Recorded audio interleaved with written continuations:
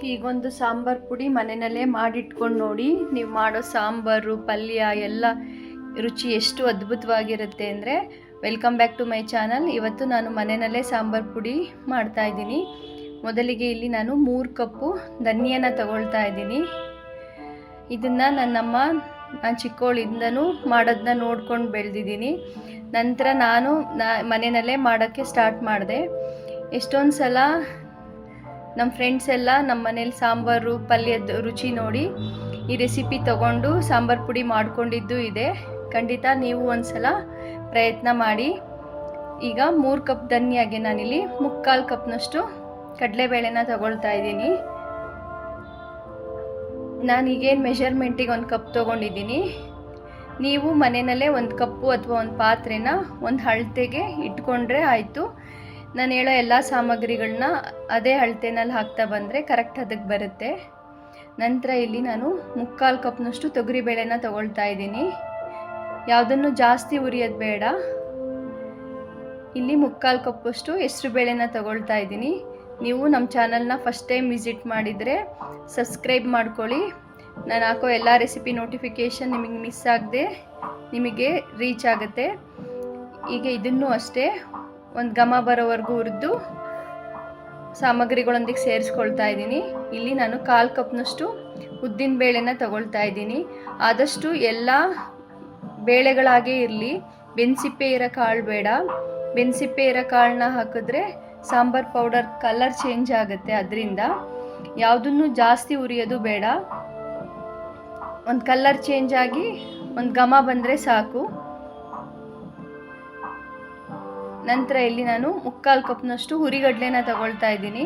ಹುರಿಗಡಲೆ ಹುರಿಲೇಬೇಕಂತ ಏನಿಲ್ಲ, ಅದರಲ್ಲಿ ಏನಾರ ತೇವಾಂಶ ಇದ್ದರೆ ಹೋಗಲಿ ಅಂದ್ಬಿಟ್ಟು 1 ನಿಮಿಷ ಈ ರೀತಿ ಹುರಿದ್ಬಿಟ್ಟು ಎಲ್ಲ ಸಾಮಗ್ರಿಗಳೊಂದಿಗೆ ಸೇರಿಸ್ಕೊಳ್ತಾ ಇದ್ದೀನಿ. ಇಲ್ಲಿ 1/4 ಕಪ್ನಷ್ಟು ಅಕ್ಕಿನ ತಗೊಳ್ತಾ ಇದ್ದೀನಿ. ಧನ್ಯ ಒಂದಿದ್ದರೆ ಇನ್ನೆಲ್ಲ ಸಾಮಗ್ರಿಗಳು ಮನೆಯಲ್ಲೇ ಇರ್ತವೆ. ಆರಾಮ್ಸೆ ಒಂದು ಅರ್ಧ ಗಂಟೆಲಿ ಒಂದು ಆರೋಗ್ಯಕರವಾದ ಸಾಂಬಾರು ಪೌಡರ್ ರೆಡಿಯಾಗುತ್ತೆ. ಇಲ್ಲಿ 1/4 ಕಪ್ನಷ್ಟು ಜೀರಿಗೆ, ಒಂದು 50 ಗ್ರಾಮು ಮೆಣಸನ್ನ ಸೇರಿಸ್ಕೊಳ್ತಾ ಇದ್ದೀನಿ. ನೀವು ಸಾಮಾನ್ಯವಾಗಿ ನೋಡಿರ್ಬೋದು, ನಾನು ಸಾಂಬಾರು ಪಲ್ಯ ಮಾಡಬೇಕಾದ್ರೆ ಮನೆಯಲ್ಲೇ ಮಾಡಿರೋ ಸಾಂಬಾರು ಪೌಡರ್ನ ಬಳಸ್ತಾ ಇದ್ದೀನಿ ಅಂತ ಹೇಳ್ತಾ ಇರ್ತೀನಿ. ಇದೇ ಸಾಂಬಾರು ಪೌಡರು ಎಲ್ಲ ಸಾಂಬಾರು ಮತ್ತು ಪಲ್ಯಕ್ಕೆ ಮೇಯ್ನ್ ಟೇಸ್ಟ್ ಕೊಡುತ್ತೆ ಮತ್ತು ಕಲರ್ ಕೊಡುತ್ತೆ ಇದು. ಇಲ್ಲಿ ನಾನು 3 ಸ್ಪೂನಷ್ಟು ಮೆಂತ್ಯನ ತಗೊಳ್ತಾ ಇದ್ದೀನಿ.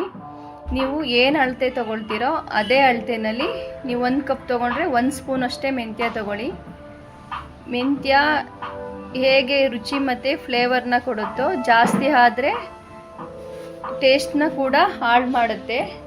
ಅದರಿಂದ ನೀವು ಆದಷ್ಟು ನೋಡಿ ಹಾಕ್ಕೊಳ್ಳಿ ಇದನ್ನು. ನಂತರ ಇಲ್ಲಿ ನಾನು 1/4 ಕಪ್ನಷ್ಟು ಗಸಗಸೆನ ತಗೊಳ್ತಾ ಇದ್ದೀನಿ. ಇದನ್ನು ಅಷ್ಟೇ ಜಾಸ್ತಿ ಹುರಿಯೋದು ಬೇಡ, ಜಸ್ಟ್ ಒಂದು ಘಮ ಬಂದರೆ ಸಾಕು. ಗಸಗಸೆನ ಜಾಸ್ತಿ ಹುರಿದ್ರೆ ಕಪ್ಪಾಗಿಬಿಡುತ್ತೆ. ಅದರಿಂದ ಇದನ್ನು ಆ ಸಾಮಗ್ರಿಗಳೊಂದಿಗೆ ಸೇರಿಸೋದು ಬೇಡ, ಸಪ್ರೇಟಾಗಿ ಎತ್ತಿಟ್ಕೊಳ್ತಾ ಇದ್ದೀನಿ. ನಂತರ ಇಲ್ಲಿ ನಾನು ಚಕ್ಕೆ, ಲವಂಗ, ಪಲಾವ್ ಎಲೆನ ತಗೊಳ್ತಾ ಇದ್ದೀನಿ. ನಿಮಗೆ ಇನ್ನೂ ಮಸಾಲೆ ಜಾಸ್ತಿ ಬೇಕನ್ಸಿದ್ರೆ ಹಾಕ್ಕೋಬೋದು, ಇಲ್ಲ ಬೇಡ ಅಂದರೆ ಸ್ಕಿಪ್ ಕೂಡ ಮಾಡ್ಬೋದು ಮಸಾಲೆಗಳನ್ನ. ನಂತರ ಇಲ್ಲಿ 2 ಸ್ಪೂನು ಸಾಸಿವೆನ ತಗೊಳ್ತಾ ಇದ್ದೀನಿ. ಅದನ್ನು ಕೂಡ ಒಂದು ಘಮ ಬರೋವರೆಗೂ ಹುರಿದು ಸೇರಿಸ್ಕೊಳ್ತಾ ಇದ್ದೀನಿ. ಇಲ್ಲಿ 200 ಗ್ರಾಮ್ನಷ್ಟು ಅರಿಶಿನದ ಕೊನೆನ ತಗೊಳ್ತಾ ಇದ್ದೀನಿ. ಅದನ್ನು ಕೂಡ ಹುರಿದು ಬೇರೆ ಸಪ್ರೇಟ್ ಎತ್ತಿಟ್ಕೊಳ್ತಾ ಇದ್ದೀನಿ, ಅವುಗಳೊಂದಿಗೆ ಸೇರಿಸೋದು ಬೇಡ. ನಂತರ ಇಲ್ಲಿ 1 ಕಟ್ನಷ್ಟು ಕರಿಬೇವನ್ನ ಚೆನ್ನಾಗಿ ತೊಳೆದು ಒಣಗಿಸಿ ಈ ರೀತಿ ಹುರ್ಕೊಳ್ತಾ ಇದ್ದೀನಿ. ನೀವು ಬೇಕಂದರೆ 1-2 ದಿನ ಬಿಸಿಲಲ್ಲಿ ಕೂಡ ತೇವಾಂಶ ಹೋಗೋವರೆಗೂ ಒಣಗಿಸ್ಬಿಟ್ಟು ಸೇರಿಸ್ಕೋಬೋದು.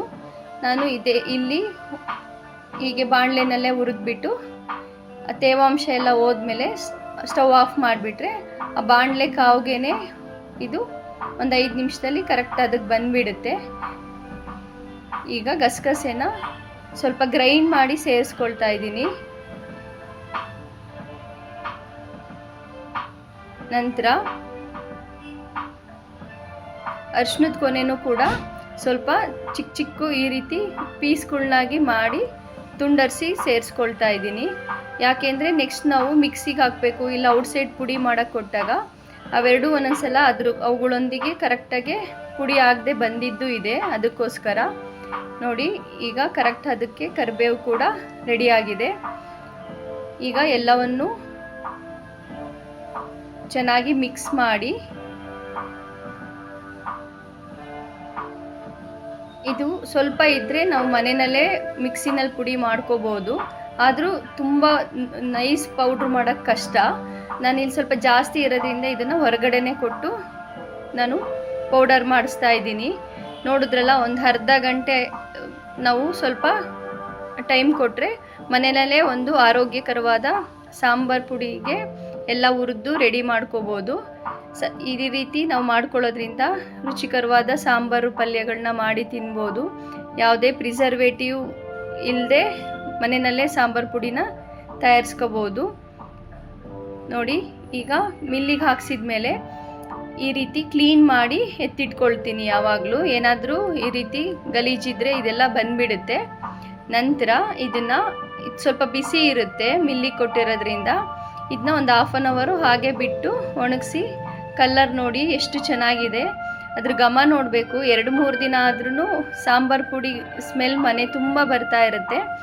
ಇದನ್ನು ಚೆನ್ನಾಗಿ ತಣ್ಣಗಾದ್ಮೇಲೆ ಒಂದು 8 ಬಾಕ್ಸ್ಗೆ ಹಾಕಿ ಇಟ್ಕೊಂಡ್ರೆ ಇದು ಎಷ್ಟು ದಿನ ಆದ್ರೂ, ಒಂದು 5-6 ತಿಂಗಳಾದ್ರೂ ಕಲರ್ ಆಗಲಿ ಘಮ ಆಗಲಿ ಏನೂ ಚೇಂಜ್ ಆಗಲ್ಲ, ಅಷ್ಟು ಚೆನ್ನಾಗಿರುತ್ತೆ.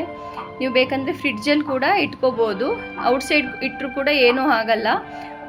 ಡೈಲಿ ಬಳಸೋಕೆ ಒಂದು ಚಿಕ್ಕ ಬಾಕ್ಸ್ಗೆ ಹಾಕಿ ಇಟ್ಕೊಳ್ತೀನಿ. ಮಿಕ್ಕಿದ್ದೆಲ್ಲ ಈ ರೀತಿ ನಾನು ಒಂದು 8 ಬಾಕ್ಸಲ್ಲಿ ಹಾಕಿ ಇಟ್ಕೊಳ್ತೀನಿ. ನೋಡಿದ್ರಲ್ಲ, ಎಷ್ಟು ಚೆನ್ನಾಗಿ ಮನೆಯಲ್ಲೇ ಆರಾಮ್ಸೆ ನಾವು ಒಂದು ಸಾಂಬಾರು ಪುಡಿ ಮಾಡಿಟ್ಕೊಂಡ್ರೆ ರುಚಿಯಾದ ಸಾಂಬಾರು ಪಲ್ಯಗಳನ್ನ ತಿನ್ಬೋದು. ಖಂಡಿತ ಈ ರೆಸಿಪಿ ಟ್ರೈ ಮಾಡಿ. ನಮ್ಮ ಚಾನಲ್ ಸಬ್ಸ್ಕ್ರೈಬ್ ಮಾಡಿ, ಲೈಕ್ ಮಾಡಿ, ಶೇರ್ ಮಾಡಿ. ಮತ್ತೆ ಸಿಗುವ ನೆಕ್ಸ್ಟ್ ವಿಡಿಯೋದಲ್ಲಿ. ಬಾಯ್.